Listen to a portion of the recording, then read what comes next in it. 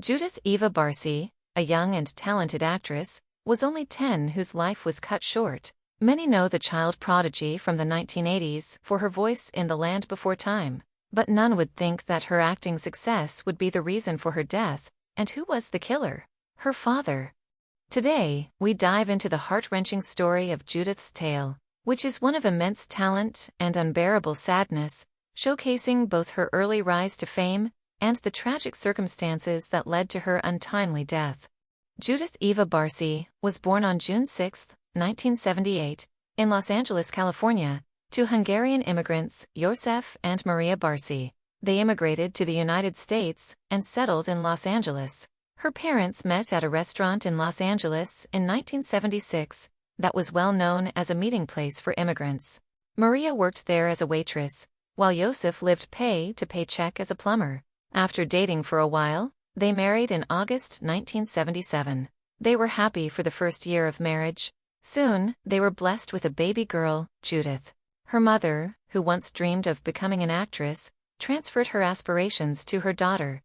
Judith showed exceptional talent from a young age. She was discovered at a skating rink when she was 5. Despite her young age, she quickly made a name for herself in the entertainment industry, appearing in over 70 commercials and several TV shows and movies. She played Thea Brody in Jaws 4, The Revenge, and lent her voice to beloved characters like Ducky in The Land Before Time and Anne-Marie in All Dogs Go to Heaven. Judith's on-screen success helped her family transition their lifestyle as they bought their home in Los Angeles. Her family had everything they dreamed of, from a stable life to fame. However, it was not a happy-ever story for the Barsi family. By 1983, Judith's father had left his work and began binge drinking, which marred the family into tragedy after emotional and physical stress.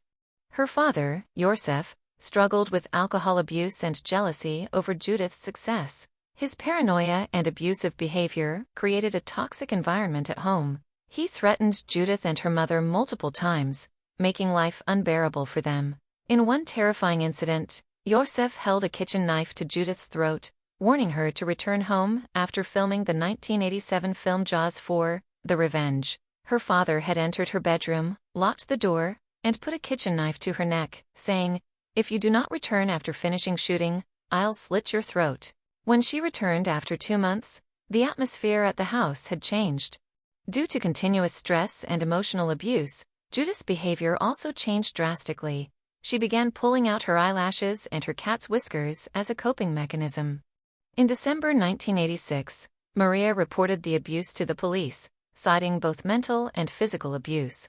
Unfortunately, the police found no visible injuries and did not take further action because there was no source of violence. Despite her mother's attempts to seek help, including reporting the abuse to the police and taking Judith to a psychologist, none was effective. On the other, József's threats became more frequent and alarming. He often told Maria he would kill her, and sometimes even mentioned killing himself and Judith. By May 1988, Judith's condition had worsened. Ruth Hansen, a concerned family friend, noticed Judith's distress and advised Maria to take her to a psychologist. Judith was eventually brought to Children's Services, but they could not provide the necessary help. Judith's mother rented an apartment in Panorama City as a day haven. They would even visit friends and relatives, and would also often go to restaurants during the day to escape the abuse during the day. However, the nightmare would begin when they reached home. Despite suggestions from peers, she hesitated to leave their family home, which was bought with Judith's earnings. This decision would result in tragedy shortly. On the morning of July 25, 1988, Judith was last seen alive as she was riding a bicycle in her neighborhood. On the same day, she had an audition for the role in a new production studio, about a voiceover role in an upcoming animated series. Judith did not show up for reasons unknown, and Maria never called in to say why. It's speculated that a fight between József and Maria broke out, and Judith was too upset to go. The case gets tricky here, because we'll never know how the night played out. We do know that Judith put on her nightgown and went to bed. Maria did the same. József probably kept himself awake for several hours, contemplating what to do next. That very night, while Judith was asleep, her father shot her in the head, killing her instantly.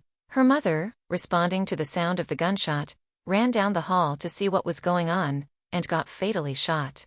On July 26, Barsi's agent, Ruth Hansen, called Judith's home to notify her that the child actress had missed her appointment a day earlier. Surprisingly, József answered the call and stated that the mother-daughter duo was out of the city. It was not until July 27, when the news of the murder came up after their neighbor informed police of an explosion in Barsi's house. Upon investigation, police later reconstructed the crime scene. They stated that József set the bodies of Judith and Maria on fire with gasoline, along with the house, and, then, went into the garage and shot himself with a pistol. On August 9, 1988, Judith and her mother were buried in unmarked graves at Forest Lawn Memorial Park in the Hollywood Hills. The funeral ceremony was attended by about 75 people, many of whom were children. Years later, on August 23, 2004, a tombstone was placed on Judith's grave, inscribed with, "In memory of the lovely Judith Eva Barsi, our concrete angel yep." Yep. A similar plaque for her mother was installed on January 25, 2005. Judith Barsi's story is a heartbreaking reminder of the fragility of life and the devastating impact of domestic abuse. Despite her short life, Judith's talent and legacy remain remembered by many. We hope that sharing her story brings awareness to the signs of abuse and the importance of seeking help. Thank you for watching, and please don't forget to like, share, and subscribe for more stories like this.